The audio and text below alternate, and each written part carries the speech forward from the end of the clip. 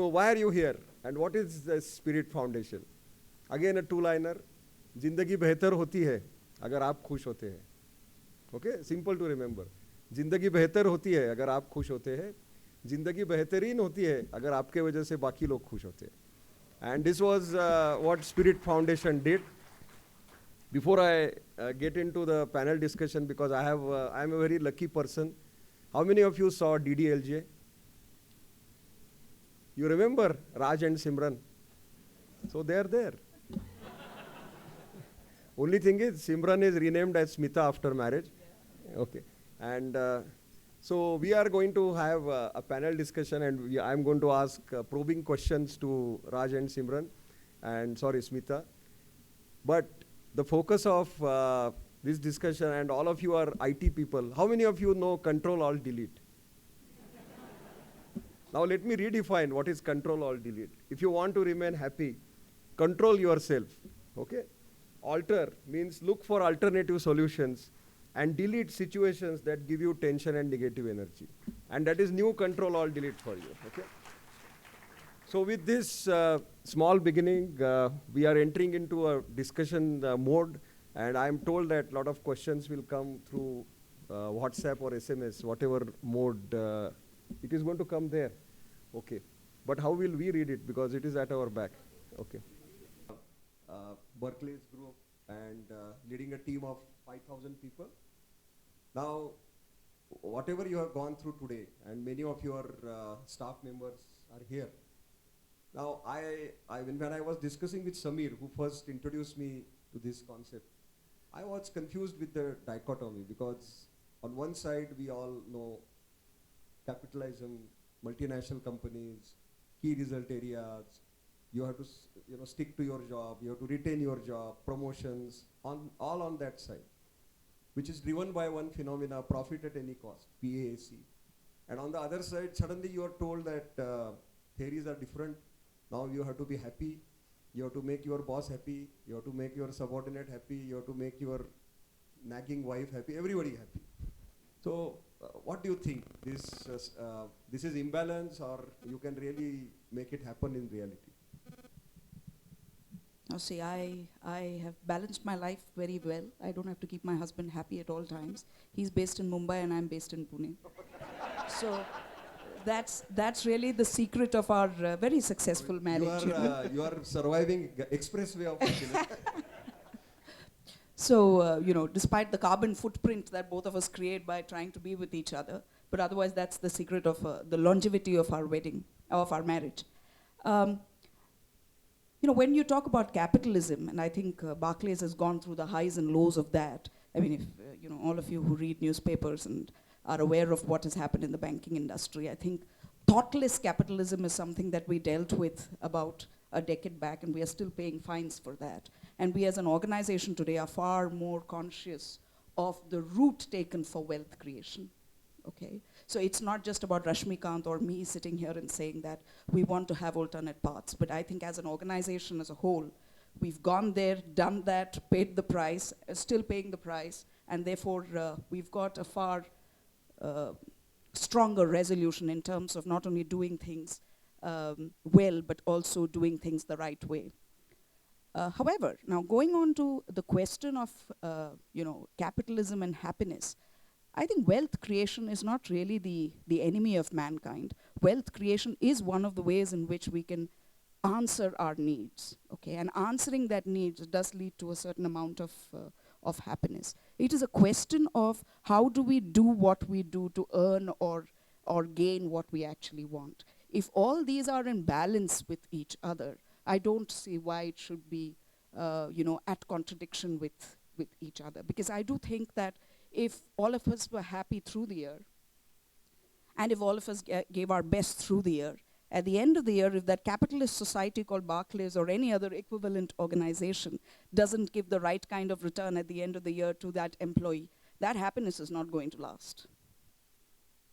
So I do think that capitalism is important because wealth creation is necessary. It's only when there's wealth around that we can look at the higher needs within Maslow's need hierarchy, where we are talking about, okay, my basic needs are met, my slightly more complex needs are met. Now let me go to self-actualization. And that's really where we are sitting. We're talking about happiness and ethereal things, which are actually intangible words, which are, adjectives that qualify us. We're not talking about basic needs. Those basic needs and slightly more are actually taken care of by that capitalism. So I think we all need to be proud of the fact that we are part of that capitalist society, and we have all achieved a relative amount of success there, as a result of which we've moved out of that immediate need circle called money and needs, and now coming and saying, okay, I've got that, my basics are right, but now let me see how I can add value to my life and to the lives of others around me.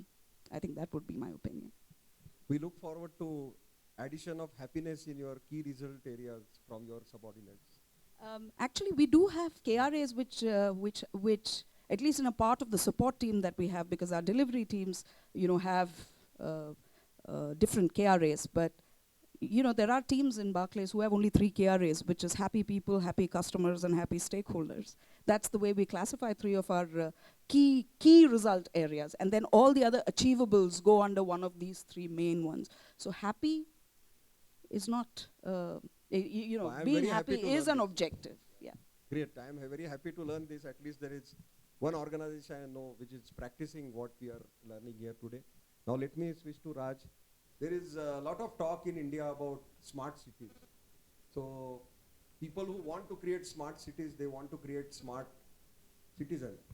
I hope we have at least one happy city. What do you think? I already have a mic here. Yeah, so happy city, can you tell me a little bit more?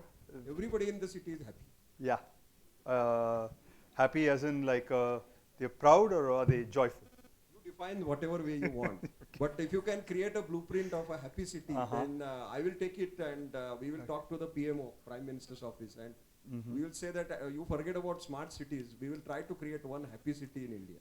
Yeah, I think it would be awesome. I don't know if you guys have heard of this concept of GNH, Gross National Happiness. Sigme Wangchuk, who was the king of Bhutan, still, he resigned from his position in 2006. He gave up the kingdom. In 1972, he was christened the king at the tender age of 16. His father had died, and he decided that as a country they were going to use the metric of GNH, Gross National Happiness, as opposed to GDP, which everybody uses, in order to assess the progress of the country. And it took a long time for a lot of people to get around it, and now there are many countries that are using 2 different yardsticks, including Great Britain and France. And Quebec, as a province in Canada, has been using GNH for quite a while now. Okay? And there is increasing agreement among economists that that metric is actually a better metric than GDP is, because money in the end is a means to happiness. Everybody at some level or the other would agree with that, that everything in the end, we do because we want to lead a happier, more fulfilling, more meaningful life. And so money becomes a means to happiness. And if money is only a means, then why not measure directly what it is that's ultimately important for us? So I imagine that if you make a happy city, and the objective of that happy city is for people to lead a happier, more fulfilling life, I would want to be part of this city. Now, I wouldn't want people to force me to be happy. I think that would become a little too much, right? But if the objective is that try and do something that is going to make you lead a happier and more fulfilling life, and you can opt yourself into that city, I think I would be up for it. Is there a happiness injection? Yeah, so I don't know if you've come across this book by Aldous Huxley called Doors of Perception, in which he talks about this drug called Soma. Some of you guys might have read about it. And basically the idea is that the government produces this drug called Soma and then gives it to everybody, and everybody is happy all the time. And this drug in Pune is called something else. I don't want to name that drug.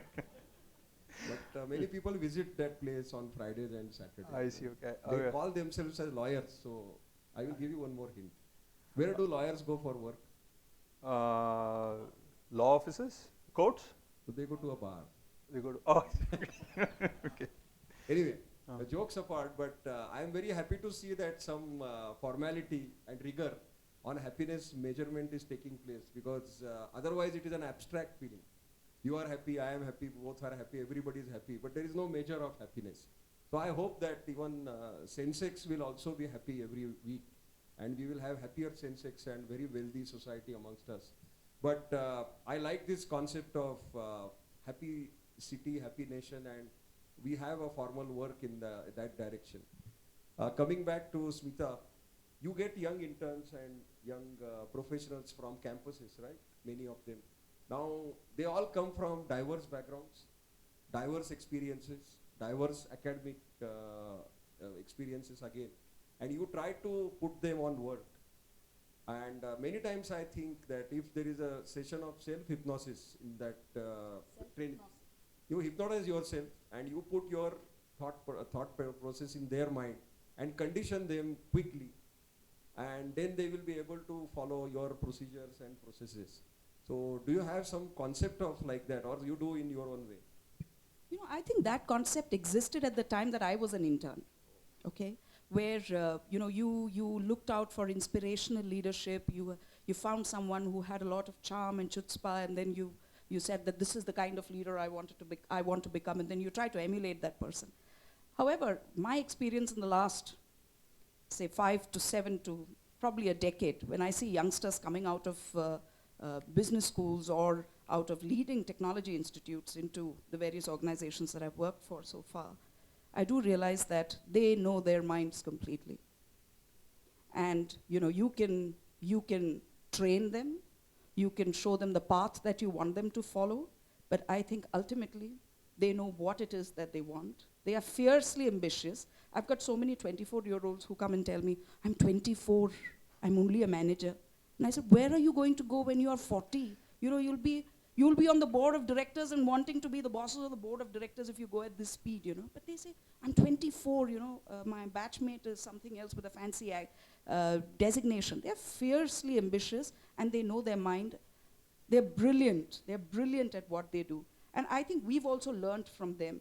For example, our digital office within Barclays, you know, we've kind of the last academic year, we didn't take any engineers at all. We went to the various institutes of design of repute within the country, and we took about 30 to 40 design students. And when I met these students, I asked them, you know, what had they done? And one of them was an MA in history. The other one was, one of them erroneously was a mechanical engineer.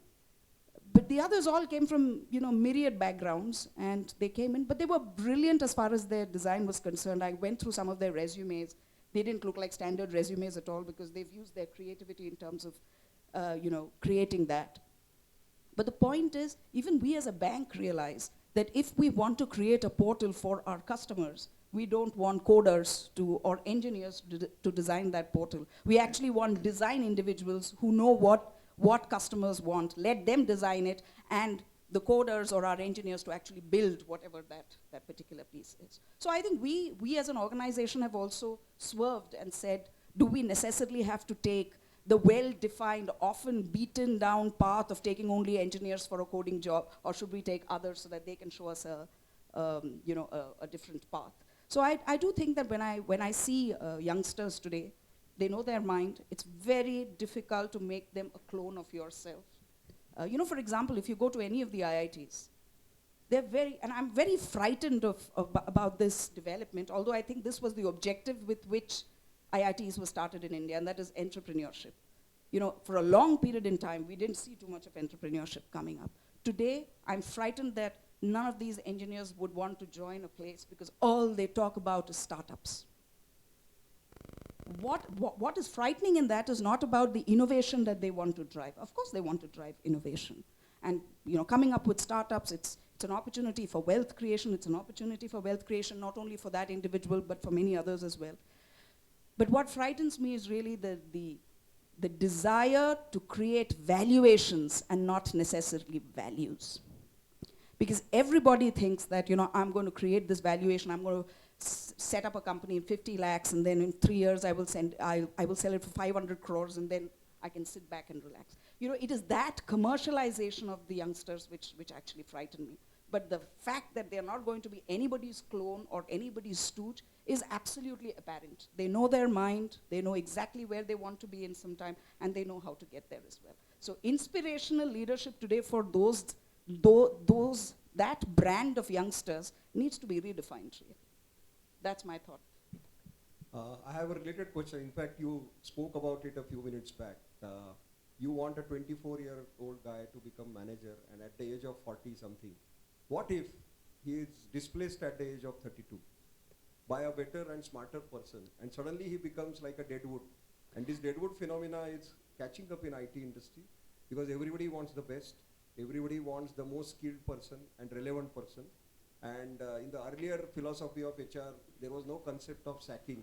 But now pink slip is as relevant as a Valentine's Day. So how do you deal with, and what would you advise your own staff or other people when you suddenly find on a Friday your laptop is gone, password is gone, 1 month salary in bank account, and you are on the street? You know, you use one of those words there when you ask that question, and that is relevant. How many of us, really look at the 3 R's that are very key for our success? I think one of those R's is certainly relevance. In whichever industry we are, okay? At whatever level we've completed our education, if we don't continue to be relevant to the organization or the industry or the changes that are happening in that particular path of the world, I don't think anybody can save us, number one. Number 2 is being responsive. A lot of times there are so many stimuli in the environment to actually hint at you that things are not going well. Maybe you should stand up and pull your socks up and probably have an alternative training. I don't see people being responsive to these kind of stimuli that are coming out in the market. And the third is responsibility. Why does a person always think that it is the organization's responsibility to retain and nurture and all that? Retention and nurturing are 2 things that organizations take very seriously today, because you can't keep young talent with you if you don't really focus on these 2 words.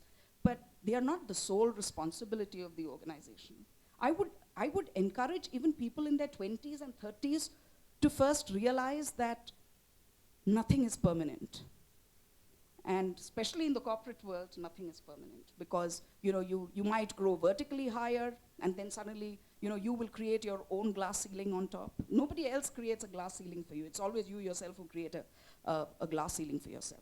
I just think that if you're continuously relevant, responsive, and responsible for yourself within an organization and the ecosystem that you're surviving in, I think that agility will be born naturally within you. And you should be able to take that call and say that, at some point in time, you will realize that you're not creating value for this organization. And you either look out for another organization in another world, or create a space for yourself.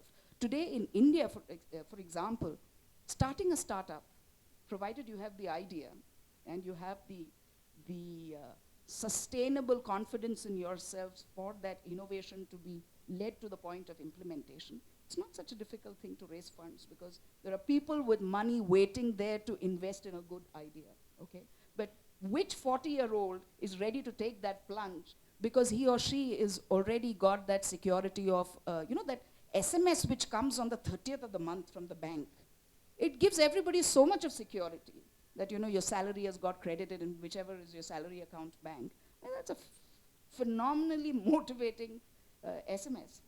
Why would anybody want to take a plunge unless that person is pushed? But the question here is, can you be relevant to your environment? Can you be in line with it, and therefore realize that something is going to change and create an alternative for yourself? Okay, now we move to Raj, and let me ask you questions about compassion at work. And there are 3 questions. Okay. One is compassion, other is, you can read that. Okay, so first question is, what is compassion at work? Can a leader responsible for targets be compassionate? If so, how? What is self-compassion? How does that lead to better leaders? Okay, all right. So let me take it in the reverse order, and I'll try to be really short, because I'm sure that there are other questions as well. So there is this colleague of mine at the University of Texas. Her name is Kristen Neff, N-E-F-F. You can Google her name if you wish. She's come up with the idea called self-compassion.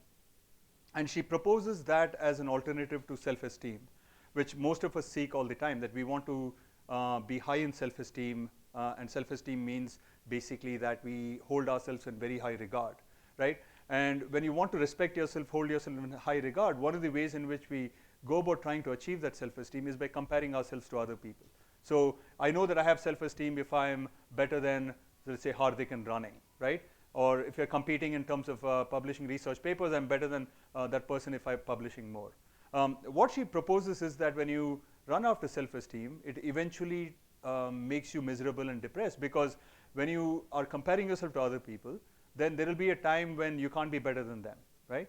And if it's sports, physical kind of activity related domains, then there'll be a physical reason why you can't be good. Federer is finding that out right now, right? I mean, he's not able to compete as well. But there are other reasons as well. When you're comparing yourself to other people constantly, then you become more materialistic. It turns out materialistic people are not happy. It also turns out that when you keep comparing yourself to other people, then you're not a good person to, or a pleasant person to hang out with, because you're constantly kind of indulging in this comparison. So what she proposes as self-compassion has to do with three things. And the first thing is the most important thing, which is that you treat yourself with kindness. Okay, which of course a lot of people talked about earlier today as well. And it turns out in her research too, she shows that when you don't do well, either you don't achieve a success, or you don't live up to a certain value or a certain way of behavior that you've put yourself up to, you want to be a kind person or whatever to other people, and you don't live up to that, you take out a whip and you start self-flagellating, right? You didn't live up to these standards. So we want to be perfect, we want to live up to high ideals, and when we don't do that, then we are very harsh on ourselves. But what she encourages you to do is to notice how there is a difference between how you treat yourself when you fail and how you treat another person who is a very good friend of yours, or you really care for them, you love for them like a child, when they fail. And she says there's a stark difference in her research. When another person fails, your task, you think of your task as being getting them out of that mood, getting them to be in a better state so that they can now face up to the next set of challenges. They can be more resilient. And she says the simple exercise of actually taking out a notepad and writing a letter to yourself, saying that, okay, I wanted to do this, I failed, but I'm going to treat myself as I would treat another person that I really love and I care for, and I'm going to write a letter to myself. And sometimes even merely hugging yourself like this, really, I mean, it works, okay? So that's self-compassion. And can a leader responsible for targets also be compassionate? And if so, how? Yes, I do think that you can be compassionate. And I think a lot of this got covered this morning, So compassion doesn't mean that you let anything and everything happen and that you don't hold others accountable. I think compassion comes from operating from a space of peace and love within you. And unless you're self-compassionate, you can't occupy that space. But once you do occupy that space, and once you also realize that ultimately your happiness depends on your response to situations, and you hold the keys to your happiness. So there's a milestone in happiness research that people talk about, which is taking responsibility for your happiness. That is never blaming anybody else for your state of happiness.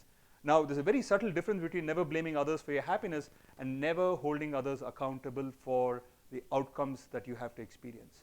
So if somebody screws up and they haven't met a target for which you're responsible as a leader, that doesn't mean that you don't hold that person accountable, but you don't blame that person for causing misery in your state of your head, right? So you're always responsible for your own happiness, but you also hold others accountable. So you can be both compassionate in the sense that you can understand why it is that somebody might have screwed up. Maybe it is that they're going through personal problems. Maybe it is that they're not talented enough for that particular field, right? In which case, then it is your task as a leader to slowly shift them away and steer them away from what it is that they think their talent is. They just entered a wrong field, they shouldn't be there, and find something else for them to do. So it's in that way that you can hold them accountable. You can be responsible as a leader and yet be compassionate. So the last question, working backwards, is what is compassionate work? I imagine that I've basically covered this terrain. So I would just say that basically end up figuring out how to be a loving, kind person to yourself, which will allow you the platform to be loving and kind to other people. And that will allow you the ability to discern this relatively subtle distinction between taking personal responsibility for your own happiness, but at the same time holding other people responsible for or accountable for the outputs that are expected of them. I hope that makes sense. So you are saying compassion and happiness are directly proportional to each other? Yeah, you cannot be happy unless you are a compassionate person.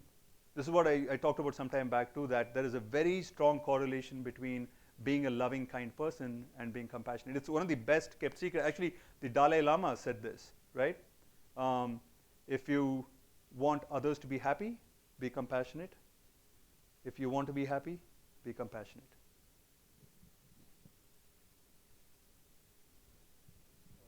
Smita, there is a question for you. People try to generate sympathy and tell their sad stories to get attention. Now, this is a different breed of people, but people who are content and quiet do not get enough attention. Silence can be a disadvantage at times. Do we have to be very vocal to outshine? No, I do believe that every morning when we wake up and we go to work, I'm sure we don't go to the work go to work with the objective of how am I going to screw up today? Okay? So we all, if you've got 5,000 people in Barclays, those 5,000 people come into work thinking, today is going to be another day and I'm going to do a good day's work. If that is the case, and if all 5,000 people do a good day's work every working day, and if you want to be promoted within those 5,000 people, you need to actually stand out. Gone are the days when you say, let my work speak for me. Okay, I'm just going to really work hard and I'm going to be quiet and my work will speak for me. I have up till now not found work with a mouth. It is not going to happen. It is not about bragging. It's not about thumping your chest and saying that I did this all myself and if I was not there, you as an organization would have been at a total loss of talent. That's not the point that I'm trying to make. But if you've done a great job, there have been others as well who've done that great job. Speak about it. Share your success stories with others. Share your challenges with others. Because when you do that kind of discussion, your path gets easier. You have more people in your corner supporting you in whatever you are doing. I really do have a challenge with people who say, let my work speak for myself. It seldom happens. If you're good at what you do, and if you have a sense of conviction in what you have done, speak about it. Again, not with, going hammer and tongs about what is it that you have actually done. I think it's very important in today's competitive world for everybody to claim their own space. And you can claim that space of your own in only two ways. One is through doing the work that has been given to you successfully, and the second is through stakeholder management. And when I say stakeholder management, I don't mean sucking up. I don't mean laughing at bad jokes and poor jokes just to keep the boss happy. It's about ensuring, I don't know how many of you have seen this movie called The Rule of Games, okay? In The Rule of Games, there is the game of rules, sorry. It's the age catching up. In that, there's a line which says, the trouble with this world is everybody has his or her own reason. And I'll add to that by saying, the trouble in this world that every person has his or her own reason, and each of those reasons are different. So in order to ensure that all thoughts of your stakeholders are in one particular position in favor of you, it's important for you to make that. It is important for you to actually build coalitions, share your success stories as well as your challenges with people, and ensure that people who need to be in the know about your good work. What's wrong with that? It's not cheating, it's not speaking lies, it's speaking about what you have achieved, and you shouldn't be ashamed of what you've achieved. I think that's what I really believe. We discussed this during lunch races. We have a typical situation, and you are a successful and accomplished leader, and still a woman. So we have now 30% or more ladies coming into IT industry by merit. There is no reservation law in country, and they have to go through various issues. Most of them, and at the same time, there is a feeling that they are not compensated well enough, or because of domestic breaks and various other responsibilities, they are not able to create a fulfilling career. So is your organization working on it, or is it linked to happiness? Yes, actually my organization is certainly working on it. I was their first example of getting a woman after a career break. So I can certainly say that it's a fairly successful exercise that we do there. But the question around women and the challenges that they face, I've found so many women colleagues being extremely good at what they do, just like how male colleagues are. I don't see any difference between them, really. But I do think that in the world of strategy, they're great at defining corporate strategy, but when it comes to personal strategy, I do think that they could do better. Let me give you an example. I hope it's not going to be a controversial example, but let me give you the example all the same. You know, a lot of ladies take time off when they have young children because they do not want to entrust the child to the care of a nanny or a full-time help to look after their child. The strategy is actually to keep your mother-in-law happy. I've seen so many women, the first woman they make an enemy out of in their married life is the mother-in-law.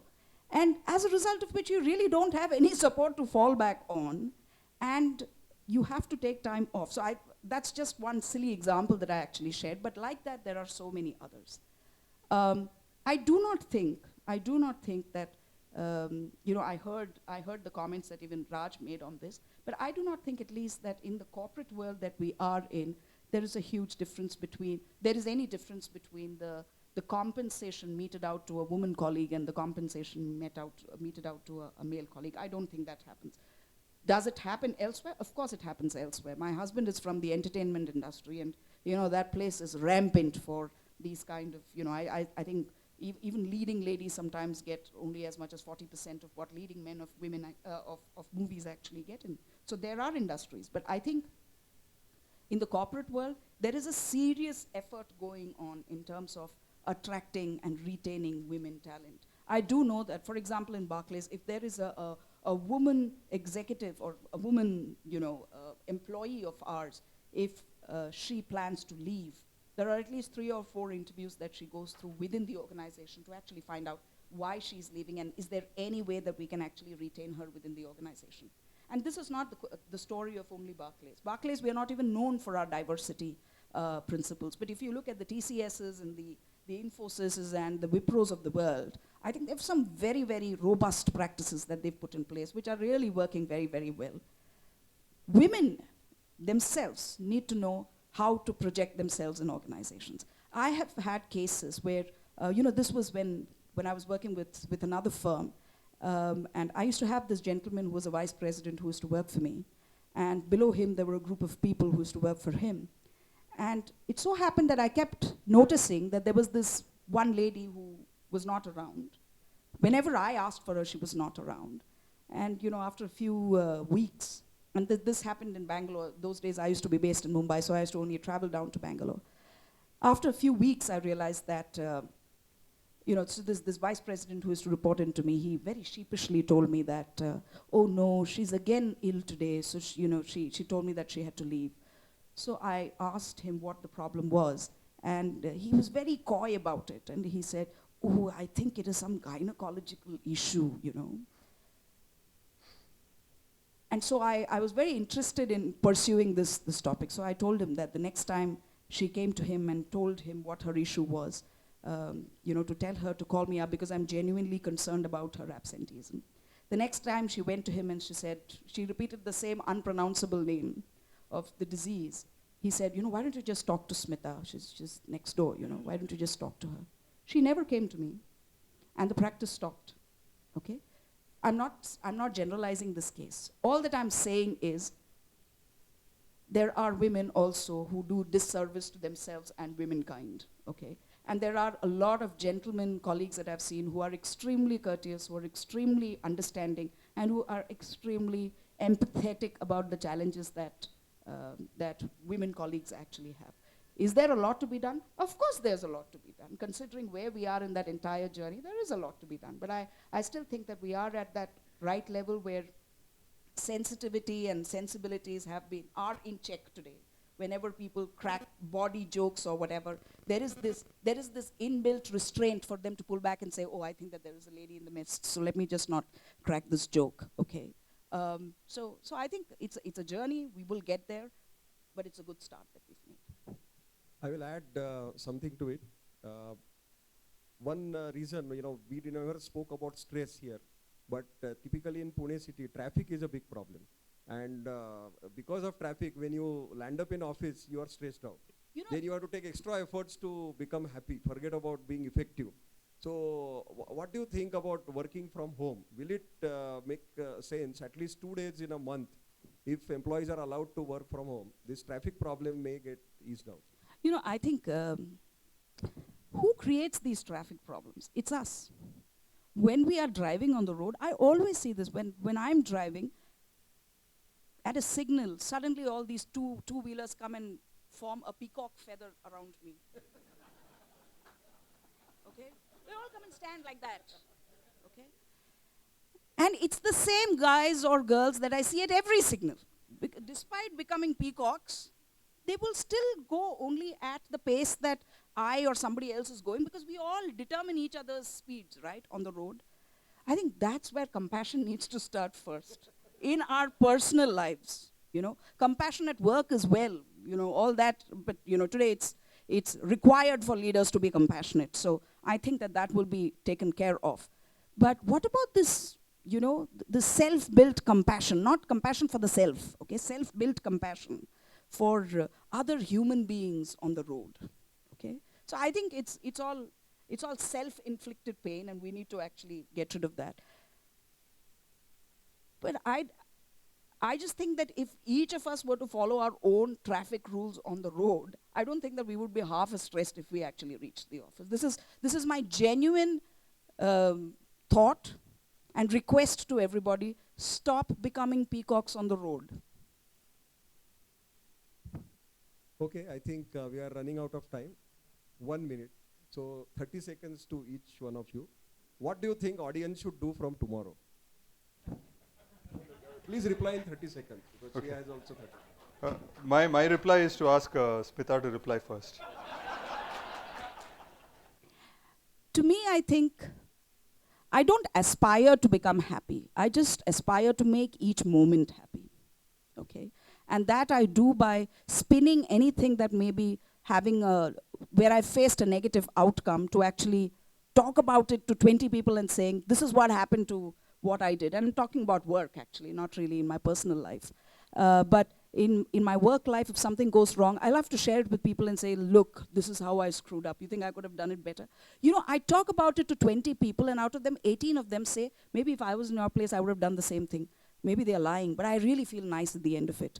That, you know, there were other people also who would have done what I would have done. So for me, happiness is not a constant thing. It's what I make out of every moment that I live in. And I think that, you know, each of you all should define your own definitions of happiness. It's not the same for all of us. So, like for example, when somebody feels really low in my family, I do this with them. I just pull them and take them to Shoppers Stop in Pune. You know, as you enter Shoppers Stop, there's this blast of perfume. The first counter that they have is a huge 2-3 counters of perfumes. That blast of scent just, you know, kind of blows away the last thought of depression that you had in your mind. I don't know, I think every human being has this little trigger. So it would be wonderful if you actually define for yourself what that trigger is. Even if you are deliriously happy, there will be a moment in your life when you will be sad. To get out of that sadness, find out what that trigger is to get you out of it. It costs you nothing, really. So thank you. Do you want to add? Now I've thought of something. Yeah.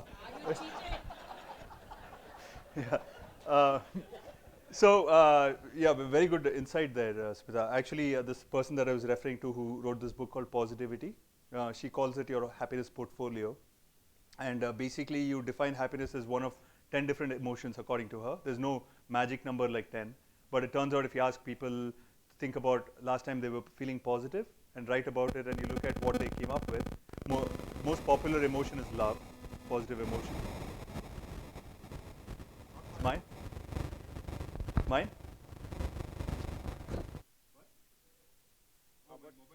They have taken out my mobile. Yeah, in the course that I'm teaching too, I mean, we start with that. That's the first exercise of the happiness book, course, which is to start. But, you know, I talked about eat, move, sleep, right? So the move part of it, which is exercise, this is one thing that I don't know if you can get yourself to do it, but if you can somehow make it a practice, it turns out that 20 minutes of moderate exercise in the morning has a mood lifting effect for the rest of the day. 20 minutes of moderate exercise in the morning is one simple thing that you can do. Of course, it's tough unless it's already a habit, right? But if you can take a walk, walk the dog perhaps, or do yoga, whatever, for 20 minutes in the morning, it'll have a significant effect on your happiness and productivity for the rest of the day, and therefore for the rest of the week and the months and the years. So if you can incorporate it in your routine, then that's one thing that I would suggest. Okay. Is there any noodle, happiness noodle, which cooks in 2 minutes? I don't know, but I think there's an unhappiness noodle, which is Maggie. Okay. Okay, so we end this session. If you want to be happy, mathematical equation, don't become unhappy, you will be happy. Okay. Thank you.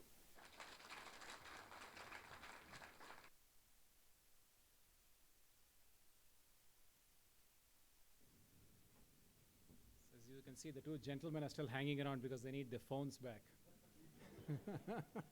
They don't know which way to exit. So folks, thank you very much, Smita, Raj, and Deepak for this wonderful conversation on compassionate leadership and happiness at work. So we're coming to the grand finale of this Conference of Spirit Summit here in Pune. So we want to just summarize what we've learned today.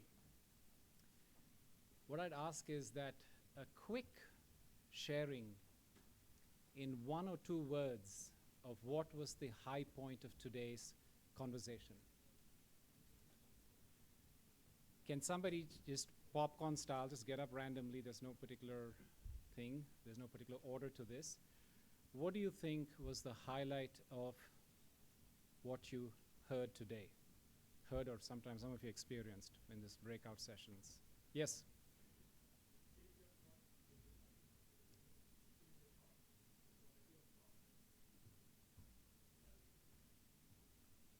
The thought is the seed of how everything will works out. Yes, ma'am. What is the definition of acceptance? What is it? Tell us. Remind us.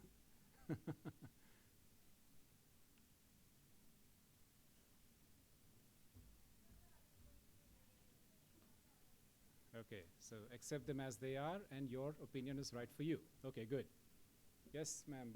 Red. Yes.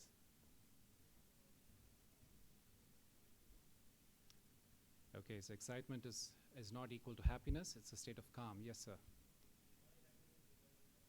Happiness depends on myself. Yes.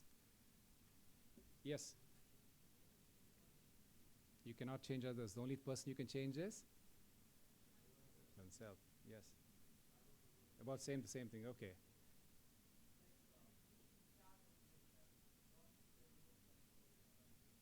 Yeah. Be in charge of it. Don't give your remote to others. Very good point. Yeah. Yes, back there.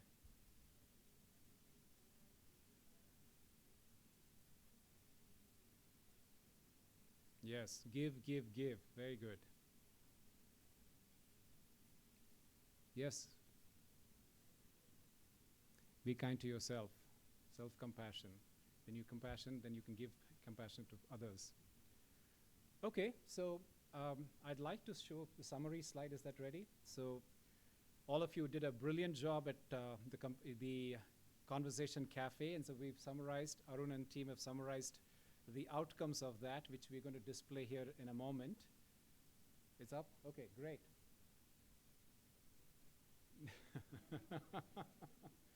No to Facebook and yes to face. No to virtual interactions. Face-to-face interactions are what you want to go with. Supporting your colleagues in several ways. Becoming a good sounding board. Being non-judgmental, which is great. In several ways, accepting and accommodating, accepting the differences, accommodating the flaws, agreeing to disagree, discouraging gossip, being more authentic and more sensitive. Organizing recreational activities within teams, off-site, getting into the unfamiliar atmosphere. I wonder what that means. Into, I guess, going out of your comfort zone, doing things together, interacting, chatting, etc. Allowing space and opportunity for your team members to grow can be achieved by treating them as family members than colleagues. This one deserves an underline. This is fantastic. I think we were having lunch and somebody was, I think Mrityunjay was saying, you know, we talk about this thing called work-life balance. Why do you create this dichotomy of work-life balance? What if we treated everybody like as if they are your family? Exactly. shifting your awareness or being differently aware. Being differently aware. I wonder what that means. To be there for your colleagues when they are in need for support. Again, a family trait. Compassion rather than competition, with love and acceptance. Understanding that the organization has employed someone I perceive as dumb for their strongly positive quality which I have not seen yet. Wonderful, right? We search for, we become Sherlock Holmes to find that positive trait within your colleagues. There are negative and positive electrons in an organization. I have the responsibility only allow the positive ones to flourish. Fantastic. And it all came out of you people, so a round of applause for. So, a lot of questions have been coming up. Where do we go with this? Where do we go from here? A lot of you are inspired. Now, how many people would like to see this conversation being continued? Raise of hands, please, whether it is at your workplace or a similar conferences like this, or smaller versions of something like this. So majority of you, I think everybody here, probably 95% of you have raised your hands. So our intention is also to continue, and we're going to work as a team. As you see, we are a number of different organizations, and this consortium is only going to increase because this one-day summit, we could only fit so many people onto the dais here and only do so many breakout sessions. Our idea is that we're going to bring together much more and really create what is going to be like a buffet like you had for lunch today. And you dabble and you see what works for you, and like Smita beautifully said, find that thing that is going to be that trigger that's going to change your mood, right? And so we're going to try to explore this. And so we're going to send out a survey form, and is the email address there? Now, those of you who are in the management or can influence your management, Trupti Vilatkar, Vice President of Barclays, she's here with us. Trupti, can you stand up wherever you are? Yeah, so Trupti is here. So she is one of the people who's a core member of our team. She is also one of the wellness coordinators at Barclays. So she can coordinate either with your management, or if you're a manager, so then you'd work with her directly, of how we can incorporate these programs. The idea is that we want to share these common resource of all this wonderful talent and all this wonderful research, like some of what you heard from Professor Raj, to bring it into your thing. So those people who are the non-believers, clearly if you're already in this conference, you're a believer, and we're going to try to convert the non-believers to believe that, success at work, results, metrics, all starts from treating yourself well. And I love that answer that Sister Shivani gave, that emotional well-being is like just being healthy and trying to work. So you're going to achieve better results, and there's no question of not reaching your targets and not reaching your goals and not having ambitions. So with that, I'd like to request Sister Shivani to please come up on stage, and she's going to lead us with some closing comments and a meditation. We're celebrating the first International Yoga Day. And there's a lot of news every day about Yoga Day.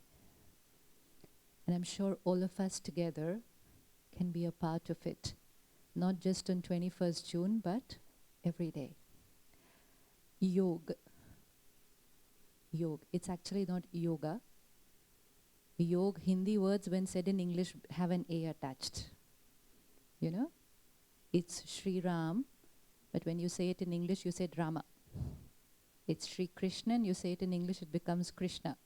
Similarly, it's yoga, and you say it in English, it becomes yoga. So yoga actually means connection. It's a union. So when we're saying yoga, it's not actually only about pranayam, asanas, or exercises. Yoga means whenever I create a thought, for whoever it is created and wherever it reaches, at that moment, I am in yoga with that.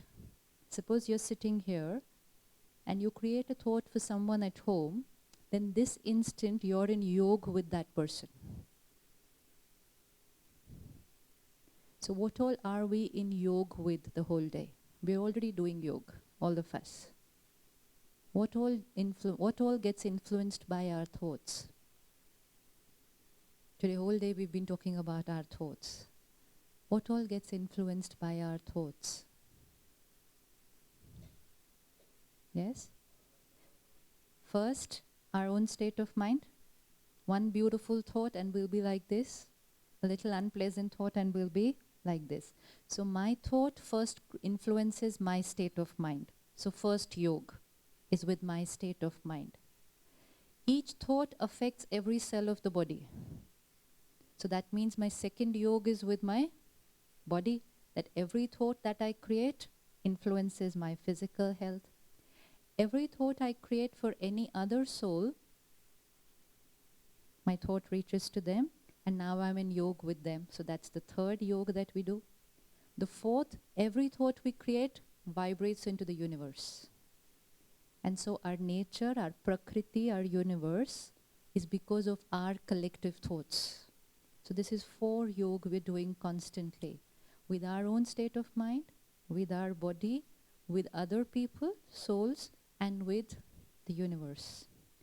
When we start creating weak thoughts, negative thoughts, unhappiness, disease, conflict, and then we know what's happening in nature. Just changing our quality of thought, happiness, health, harmony, beautiful nature. Who has the power to do this? Our every thought. Our every thought. Very recently, they've done a scientific experiment. There was this one person sitting in Mumbai. He's got some electrodes connected here to catch his brain signals. And 2 people sitting in France. This was done by Harvard. Some huge research it is.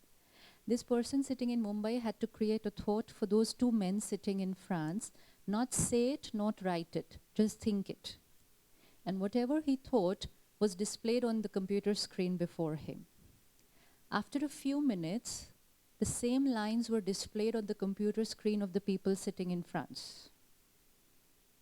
मतलब क्या हुआ 2 minute के अंदर? क्या हुआ 2 minute के अंदर? The thought created here was caught by the person there. This is called telepathy.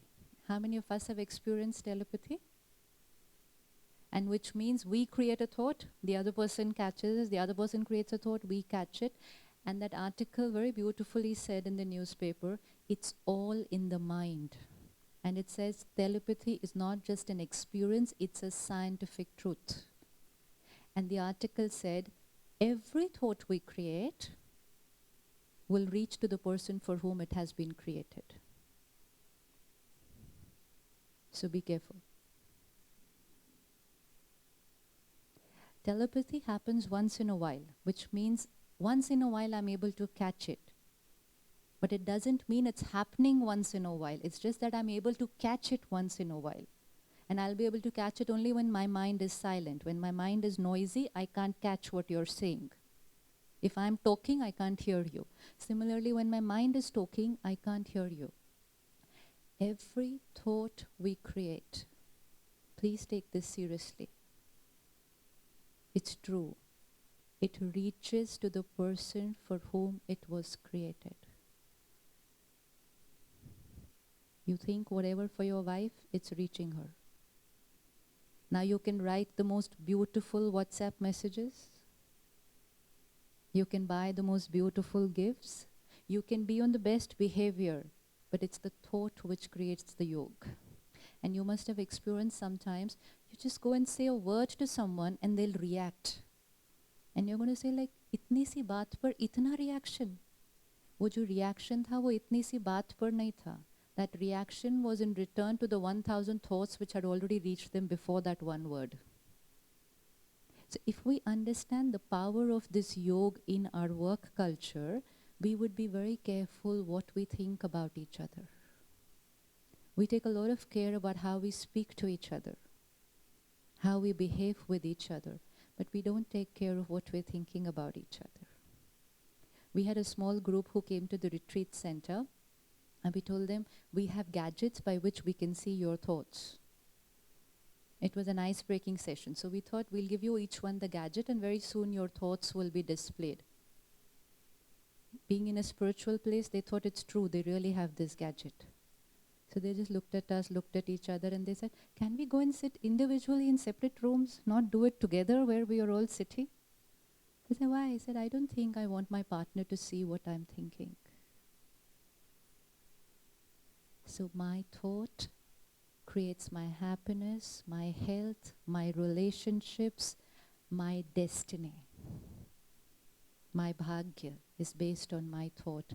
Can I afford to create a single weak thought, a single wrong thought? इसीलिए कहते हैं, बचपन में हमें सिखाते थे सोच समझ कर बोलना. ब्रह्मा कुमारीज में हमें समझाते हैं सोच समझ कर सोचना.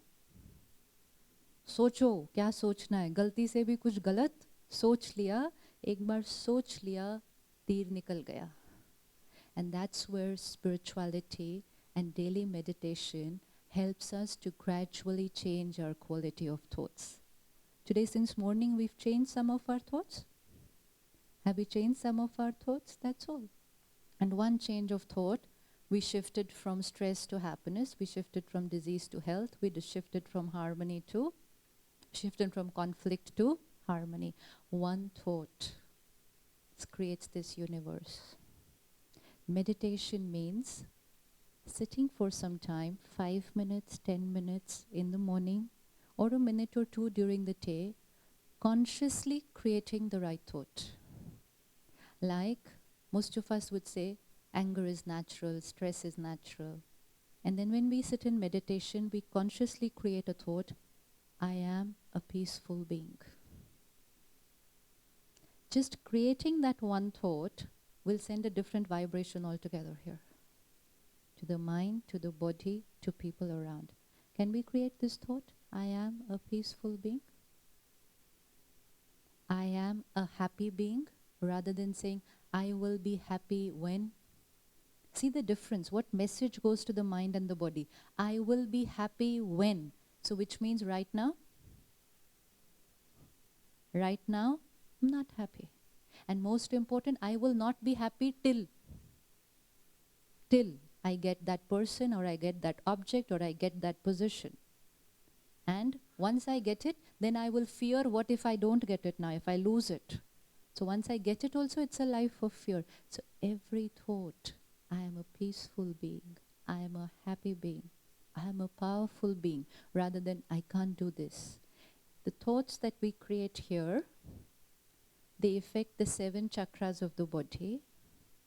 That will create our energy body, and that will later on manifest as a disease in the physical body.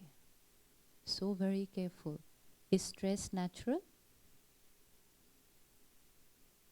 Is stress natural? Now the minute we create this thought, stress is natural. Ting, thought here, message here. And how many times, how easily we create this thought? Chinta, worry. किस बात की चिंता हो रही है? आगे क्या होगा? वो आगे क्या होगा, वो अभी चिंता करके उसको रियल बना दिया, क्योंकि अभी चिंता करके अभी क्या क्रिएट कर दिया? I'm worried. What's the message going to the body? So my every thought. So daily, if we take in 10-15 minutes, and if we learn meditation, wherever you are staying, within your 5 kilometers, there would be a Raj Yoga meditation center. Feel free to walk into any center, and the sisters can teach you the actual technique of meditation. Go on to YouTube, you'll have the Raj Yoga meditation commentaries. Put them on your phone, the little 2-3 minute commentaries, which you can just sit and play anytime. At the Brahma Kumaris, we have another beautiful system which is called traffic control of thoughts. After every hour or two, we just stop from whatever we're doing for a minute. Just for a minute. Stop and just sit back and again create one pure positive thought. I am a peaceful being. So that if by mistake I was creating any wrong kind of thoughts, traffic control. Stop, check, change. Otherwise, the whole day will pass and I don't know how many thoughts I would have created. How many thoughts do we create in the day? How many thoughts do we create in a day? So you see, इतने आराम से सोचते ही जा रहे हैं, बैठे बैठे सोचते ही जा रहे हैं. Past hurt, guilt, everything needs to go. Anybody holding anything here about the past? Holding anything here about the past? What is being held here today creates a blockage here. 5 years down the line, blockage here. And then when we go to the doctor, they'll clear the blockage from the body. And then they'll say, after 4-5 years, we'll have to meet again. Go have a bypass surgery, the doctor tells you that time, after 5 years, ye phir se ho sakta hai. Why? Because we're not clearing the blockage here. So spirituality and meditation is for cleaning our thoughts, cleaning the blockages. So let's sit for a few minutes now. Have all of you picked up at least one thing that you are going to do in terms of your being from today? Everyone? Not everything. Don't try and remember everything that happened today. Don't try and imbibe everything that happened today. Do only one. गुस्सा तो कल करना ही नहीं है.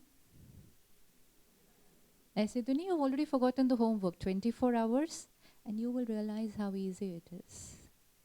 Do any of you have friends in the customer care industry? Hospitality industry? Or you have people who call you up, sir, a credit card le lo, sir, account khol lo. Look at the way people talk to them.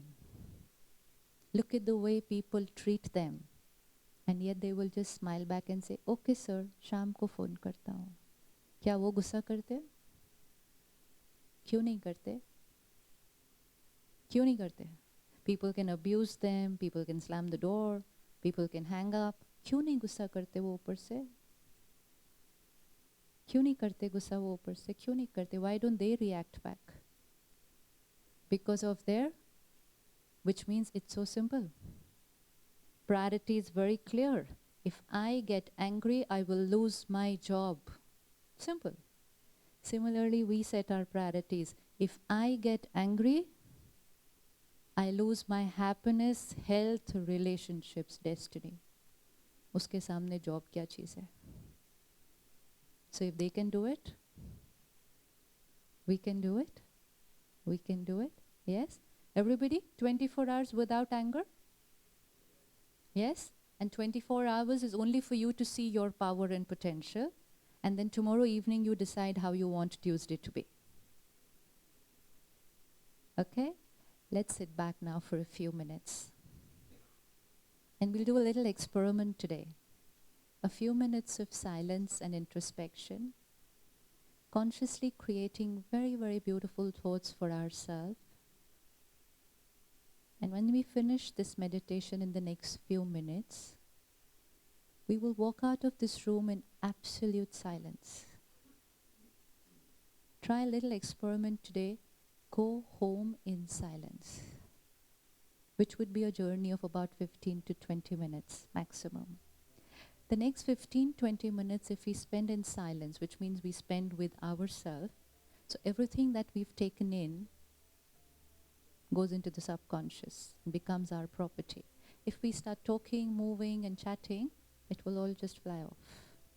How many of us have the power? Next 20 minutes in silence? Till we reach home, we carry this vibration with us. So few minutes of meditation, which you can do every morning, which you can do for a minute just before you start your work, which you can do in between an hour or two, 1 minute, just to relax the mind and change what it's thinking. What you can do for a few minutes just before you go to sleep at night. These little thoughts which will change our destiny. Come, sit back comfortably. Nobody will move around.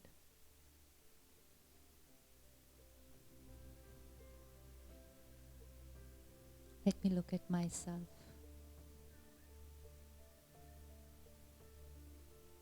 Body relaxed, comfortable, at ease. Feel your body. It's my body.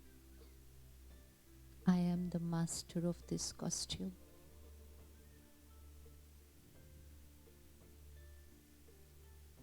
I, the being, creator of every thought, feeling, word and action. I am the master. Irrespective of situations, people's behaviors, I am the master. Whatever may be the stimulus outside, I, the being, have the power to choose my thought, feeling, and behavior.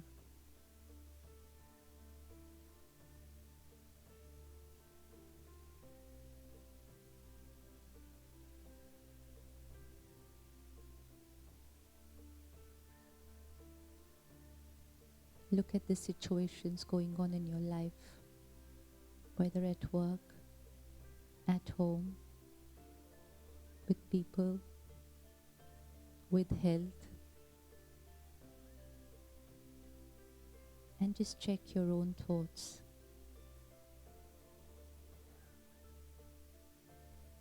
Pinpoint, where do I need to create the change? My thoughts create my happiness, my health, my relationships, my destiny. My thoughts.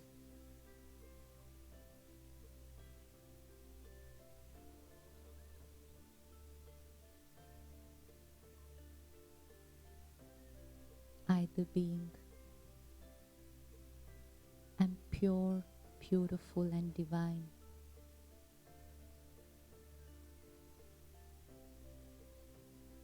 Divinity, purity. This is my nature. This is my sanskar.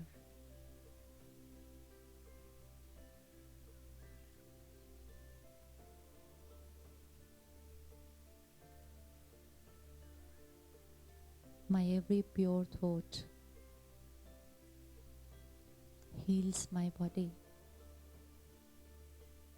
My every pure thought empowers people around me.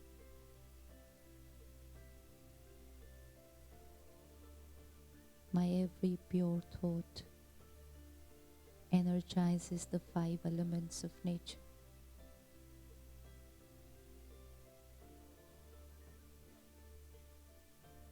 I am a moving radiator everywhere I go. My thoughts and vibrations move with me. I am carrying this energy field of pure divine vibrations. Look at yourself wherever you go, whoever you meet. The energy reaches to them first.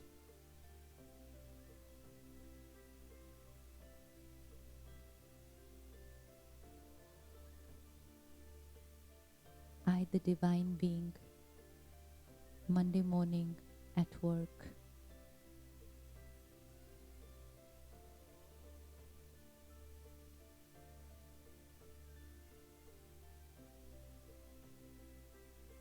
Going to work with the intention of giving, sharing, and caring. That's the purpose of my life.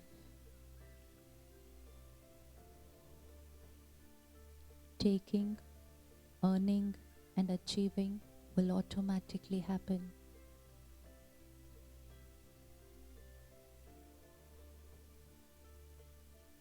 But what is my purpose of life?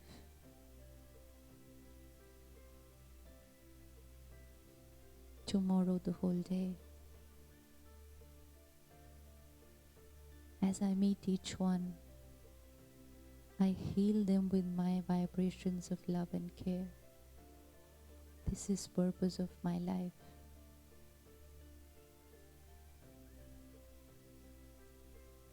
I accept them unconditionally.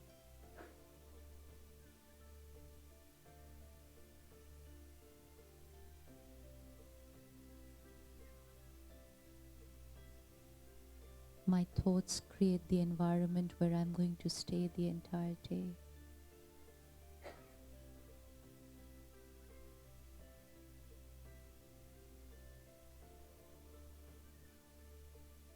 peace, love, happiness, my original nature. From today, I'm only giving, giving, and giving.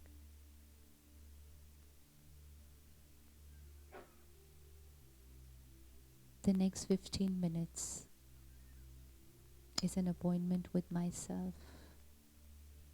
Just checking, fine tweaking. Is there any thought I need to change which can influence my health and my relationship?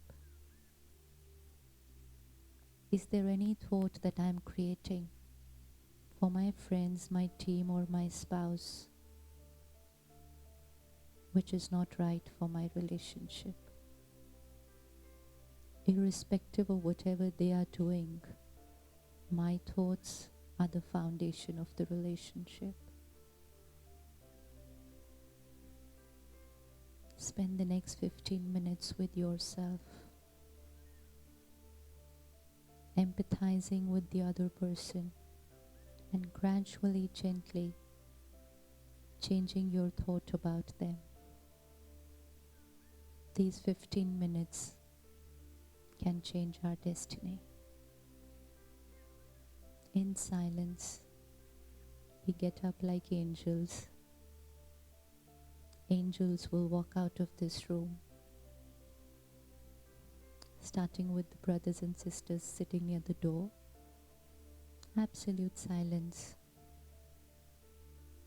And as we move out, with the awareness, my thoughts influence everyone and everything around me. उठते जाइए धीरे धीरे, एकदम फरिश्तों की तरह. Today the world is looking for angels. We say there are guardian angels. Don't look for angels. Be an angel.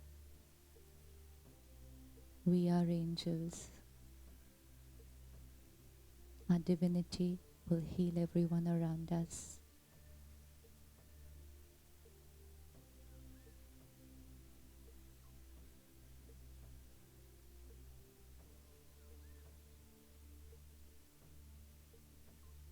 Five minutes every morning, creating the right thoughts, the empowering and healing thoughts for myself is the foundation for the day.